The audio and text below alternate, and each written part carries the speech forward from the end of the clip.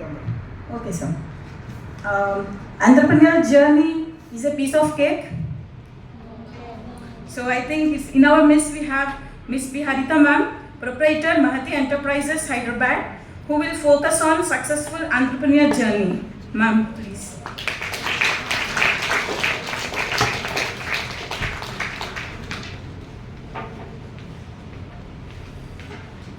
Good afternoon, everyone.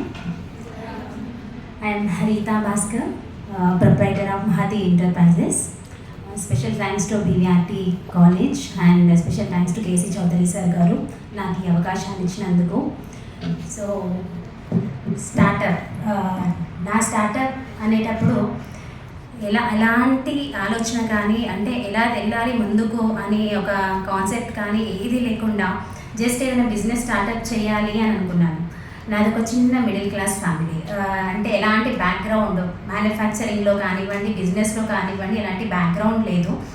But ఏదైనా నేను employment ఇచ్చే పొజిషన్కి వెళ్ళాలి, నేను ఎంప్లాయ్ కాకుండా అనే ఒక ఆలోచనతోటి స్టార్టప్ చేశాను. సో ఫస్ట్ నేను చేసింది ఏంటంటే సర్చింగ్, ఎలాంటి మొబైల్లో సెర్చ్ చేయడం కానీ, నేను నియర్ బై ఏం ప్రోడక్ట్తో ముందుకు వెళ్ళాలి అనే ఒక చిన్న క్యూరియాసిటీ తోటి మార్కెట్లో చూడడం కానీ చేశాను. సో దాంట్లో నాకు వచ్చిన ఐడియా ఏంటంటే పేపర్ ప్లేట్స్ మ్యానుఫ్యాక్చరింగ్ యూనిట్. అదేంటంటే మనం మెషినరీ అనేది ఇంట్లో పెట్టి కూడా మ్యానుఫ్యాక్చరింగ్ చేసుకోవచ్చు. సో అలా అని నేను ఒక మెషినరీ గురించి ఆల్మోస్ట్ ఒక 2 months నేను మా హస్బెండ్ పెద్ద పెద్ద యూనిట్స్ విజిట్ చేసేవాళ్ళం. ఎలా మెషినరీస్ ఉంటాయి, మ్యానుఫ్యాక్చరింగ్ అనేది ఎలా చేయాలి, దానికి ఎలాంటి రా మెటీరియల్ ఉంటుంది, ఇవన్నీ ఎవ్రీథింగ్ ఒక 2-3 months సెర్చ్ చేసి గ్రౌండ్ వర్క్ చేసుకొని స్టార్టప్ చేయడానికి రెడీ అయ్యాను. బట్ స్టార్టప్ చేయడానికి మెయిన్ మనకు కావాల్సింది ఏంటో చెప్పండి? ఫండింగ్. సో ఎంత చిన్న బిజినెస్ అయినా, ఒక పెద్ద బిజినెస్ స్టార్టప్ చేయాలన్నా ఫండింగ్ అవ్వాలి.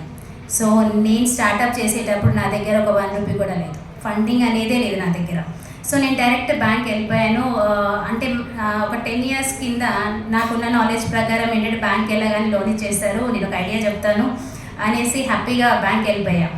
బ్యాంకర్స్ దగ్గరికి వెళ్ళి సార్ ఇలా ఒక మ్యానుఫ్యాక్చరింగ్ యూనిట్ స్టార్ట్ చేద్దాం అనుకుంటున్నాను, సో నాకు ఇలా ఫండింగ్ కావాలి, ఒక మెషినరీ తీసుకుంటాను. డైరెక్ట్గా ఆయన నన్ను అడిగిన క్వశ్చన్, ఏం కొలెట్రాల్ పెడతారమ్మా, ప్రాపర్టీ ఉందా అని అడిగారు. సో బ్యాక్ టు హోమ్, ఇంటికి వచ్చేసాను. అర్థం కాలేదు, ఏం చేయాలో తెలియదు.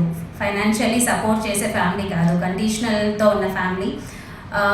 గర్ల్స్ మీకు తెలుసు, మిడిల్ క్లాస్ ఫ్యామిలీస్లో మనం బయటికి వెళ్ళాలన్నా లేదా ఏదైనా వర్క్ చేయాలన్నా ఏదైనా ఆలోచన ముందుకు తీసుకెళ్ళాలన్నా మనకి ముందు కండిషన్స్ ఉంటాయి. సో ఆ కండిషన్స్ని దాటుకొని లేదా వాళ్ళు చెప్పే విధానానికి మనం మాట్లాడి వాళ్ళని కన్విన్స్ చేసుకోవడానికి సగం టైం పోతుంది. సో ఐఎమ్ లక్కీ, మా హస్బెండ్ నాకు ఆ ఛాన్స్ ఇవ్వలేదు, తనే ఫ్యామిలీని చూసుకున్నారు.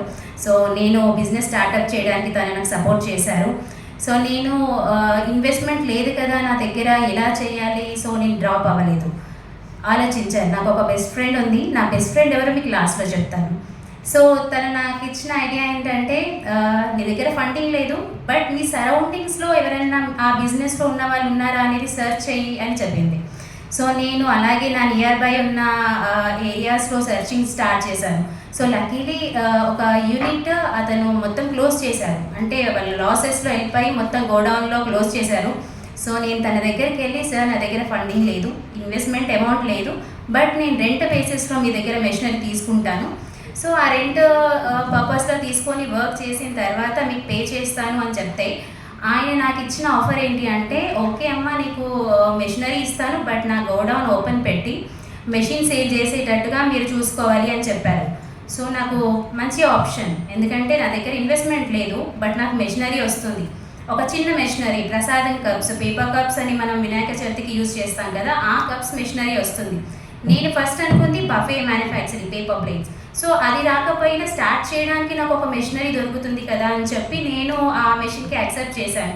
నేను 2017లో ఆ మెషిన్ నేను 10,000 పెట్టి రెంట్కి తీసుకున్నాను.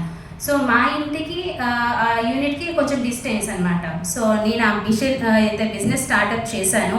అప్పుడు నాకు 2 అబ్బాయిలు, ఒకరు 1.5 years, ఒకరు 5 years. సో చిన్న పిల్లలు పెట్టుకొని స్టార్టప్ చేస్తున్నాను అనేది first thing ఫ్యామిలీతోని.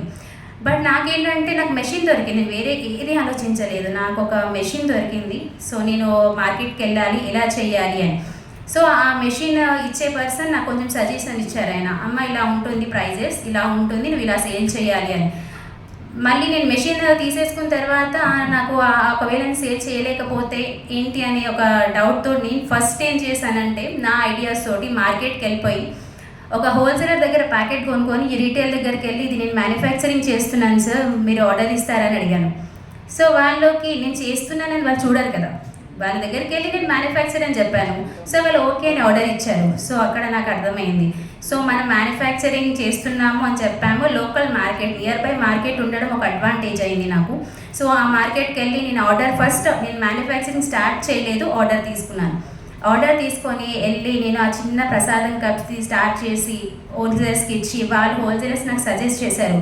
So tiffin plates కూడా మ్యానుఫ్యాక్చరింగ్ చెయ్యమ్మా అని. సో టిఫిన్ ప్లేట్స్కి నేను మళ్ళీ వెళ్ళాలంటే మళ్ళీ మెషిన్ తీసుకోవాలి అంటే మళ్ళీ same story, investment, bankers support దొరకలేదు, అంత నాలెడ్జ్ లేదు నా దగ్గర. అప్పుడు నేను బ్యాంక్ని ఎలా అప్రోచ్ అవ్వాలి, బ్యాంకర్తో ఎలా మాట్లాడాలి అన్న ఒక నాలెడ్జ్ నాకు లేదు. సో నేనేం చేశాను, సేమ్ కాన్సెప్ట్, హోల్సేలర్స్ దగ్గర ఆల్రెడీ మ్యానుఫ్యాక్చరింగ్ ఉన్న వాళ్ళ దగ్గరికి వెళ్ళి కొనుక్కొని చిన్న చిన్న షాప్స్కి వేయడం స్టార్ట్ చేశాను. అది ట్రేడింగ్. నేను ట్రేడింగ్ ఏదైతే మ్యానుఫ్యాక్చరింగ్ ప్రసాదం కప్స్ చేస్తూ టిఫిన్ ప్లేట్స్, బఫే ప్లేట్స్ని ట్రేడింగ్ చేసుకుంటూ వెళ్ళిపోయా. సో మ్యానుఫ్యాక్చరింగ్ కమ్ ట్రేడింగ్ ఏంటి అంటే, ట్రేడింగ్ ఇప్పుడు మీరు ఒక ఆల్రెడీ మ్యానుఫ్యాక్చర్స్ దగ్గర నుంచి లిఫ్ట్ చేసి ఒక హోల్సేలర్ కానీ రీటైల్ కానీ మీరు సేల్ చేస్తే అది ట్రేడింగ్ అవుతుంది. సో మ్యానుఫ్యాక్చరింగ్ చేస్తూ నేను ట్రేడింగ్లోకి వచ్చాను. సో అలా చిన్నగా అనుకుంటూ ప్రసాదం cups, tiffin plate, manufacturing unit మొత్తం ఒక 40 lakhs టర్న్ ఓవర్కి తీసుకొచ్చుకొని ఇప్పటి వరకు వర్క్ చేస్తూ వచ్చాను. మధ్యలో చాలా స్ట్రగుల్స్ వస్తాయి. బిజినెస్ అనేది మనం స్టార్ట్ చేయగానే ఏకదం పైకి వెళ్ళిపోతుంది అన్నట్టు ఉండదు. చాలా స్ట్రగుల్స్ ఉంటాయి, చాలా అవుతుందో అవ్వదని ఒక డౌట్ ఉంటుంది. ఫస్ట్ మన మీద మనకి కాన్ఫిడెన్స్ ఉంటే, మనం చేయగలము అన్న నమ్మకం మనకు ఉంటే మనం ఖచ్చితంగా బిజినెస్లో సక్సెస్ అవుతాం. అండ్ బిజినెస్ అనేది ఏదో